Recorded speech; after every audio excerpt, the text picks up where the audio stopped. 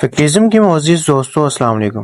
دوستو، حضرت عیسیٰ علیہ السلام دجال کا خاتمہ نبی کریم صلی اللہ علیہ وآلہ وسلم کی کس تلوار سے کریں گے، اور وہ تلوار اس وقت دنیا میں کہاں موجود ہے؟ حضور نبی کریم صلی اللہ علیہ وآلہ وسلم کی 9 مبارک تلواروں میں سے ایک کا نام البتار ہے۔ یہ تلوار سرکار دو عالم نبی کریم حضرت محمد صلی اللہ علیہ وآلہ وسلم کو یثرب کے ایک یہودی قبیلے بنو کنیقہ سے مال غنیمت کے طور پر حاصل ہوئی۔ اس تلوار کو سیف الانبیاء یعنی نبیوں کی تلوار بھی کہا جاتا ہے۔ اس تلوار پر حضرت داؤد علیہ السلام، حضرت سلیمان علیہ السلام، حضرت ہارون علیہ السلام، حضرت یسوع علیہ السلام، حضرت زکریا علیہ السلام، حضرت یحییٰ علیہ السلام، حضرت عیسیٰ علیہ السلام اور حضرت محمد صلی اللہ علیہ وآلہ وسلم کے اسم مبارک عمدہ ہے۔ یہ تلوار حضرت داؤد علیہ السلام کو اس وقت مال غنیمت کے طور پر حاصل ہوئی جب ان کی عمر 20 سال سے بھی کم تھی۔ اس تلوار پر ایک تصویر بھی بنی ہوئی ہے جس میں حضرت داؤد علیہ السلام کو جالوت کا سر قلم کرتے دکھایا گیا ہے، جو اس تلوار کا اصلی مالک تھا۔ تلوار پر ایک ایسا نشان بھی بنا ہوا ہے جو بترا شہر کی قدیمی عرب باشندے اپنی ملکیتی اشیاء پر بنایا کرتے تھے۔ بعض روایات میں یہ بات بھی ملتی ہے کہ یہی وہ تلوار ہے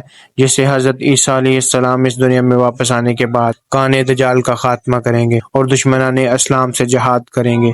تلوار کی لمبائی 101 سینٹی میٹر ہے اور آج کل یہ تلوار ترکی کے مشہور زمانہ عجائب گھر توپ کاپی استنبول میں محفوظ ہے۔ دجال کے خاتمے کے بعد حضرت عیسیٰ علیہ السلام اسی حال میں ہوں گے کہ اچانک اللہ کی طرف سے ان کے پاس یہ وحی آئے گی کہ میں نے ایسے بندے پیدا کیے ہیں جن سے لڑنے کی قدرت و طاقت کوئی نہیں رکھتا۔ تم میرے بندوں کو جمع کرو اور کوہ طور کی طرف لے جاؤ اور ان کی حفاظت کرو۔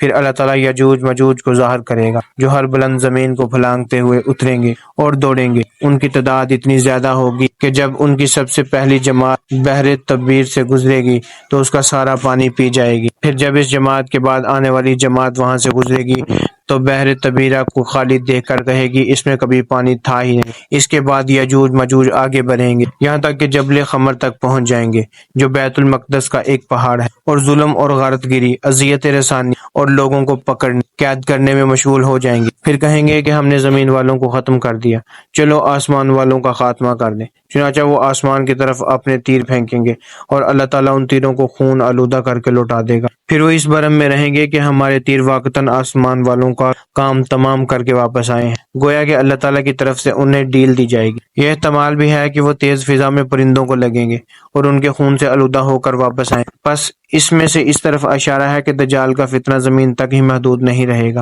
بلکہ زمین کے اوپر بھی پھیل جائے گا۔ اس عرصہ میں خدا کے نبی اور ان کے رفقا یعنی حضرت عیسیٰ علیہ السلام اور اس وقت کے مومن کوہ طور پر روکے رکھے جائیں گے اور ان پر اسباب معیشت کی تنگی اور قلت اس درجہ کو پہنچ جائے گی کہ ان کے لیے بیل کا سر تمہارے آج کے 100 دینار سے بہتر ہو۔ جب یہ حالت ہو جائے گی تو اللہ تعالیٰ نبی عیسیٰ علیہ السلام اور ان کے ساتھی یجوج مجوج کی ہلاکت کے لیے دعا جاری کریں گے۔ پس اللہ تعالیٰ ان کی گردنوں میں نغف یعنی کیڑے پڑ جانے کی بیماری بھیجے گا جس سے وہ شخص بریکی اس طرح مر جائیں گے جس طرح کوئی ایک شخص مر جاتا ہے، یعنی نغف کی بیماری کی شکل میں ان پر خدا کا قہر اس طرح نازل ہو کہ سب ایک ہی وقت میں موت کی گھاٹ اتر جائیں گے۔ اللہ کے نبی اور اس کے ساتھی اس بات سے آگاہ ہو کر پہاڑ سے اتریں گے اور انہیں زمین پر ایک خالی ٹکڑا بھی نہیں ملے گا جو یجوج مجوج کی چربی اور بدبو سے خالی ہے۔ اس مصیبت کے دفاع کے لیے حضرت عیسیٰ علیہ السلام اور ان کے ساتھی اللہ تعالیٰ سے دعا کریں گے، تب اللہ تعالیٰ اونٹ کی گردن جیسی لمبی گردنوں والے پرندوں کو بھیجے گا جو یجوج مجوج کی لاشوں کو اٹھا کر جہاں اللہ کی مرضی ہوگی وہاں پھینک دیں گے۔ ایک اور روایت میں ہے کہ یہ وہ پرندے ان لاشوں کو فہبل میں ڈھکیل دیں گے۔ امید کرتا ہوں آپ کو آج کی ہماری ویڈیو پسند آئی ہوگی۔ ویڈیو پسند آنے کی صورت میں ہمارے چینل کو سبسکرائب کریں، ہماری ویڈیو کو لائک کریں اور ہماری ویڈیو کو زیادہ سے زیادہ شیئر کریں تاکہ ہر آنے والی ویڈیو آپ تک بآسانی پہنچ سکے۔ ملتے ہیں اگلی ویڈیو میں، تب تک کے لیے اللہ حافظ۔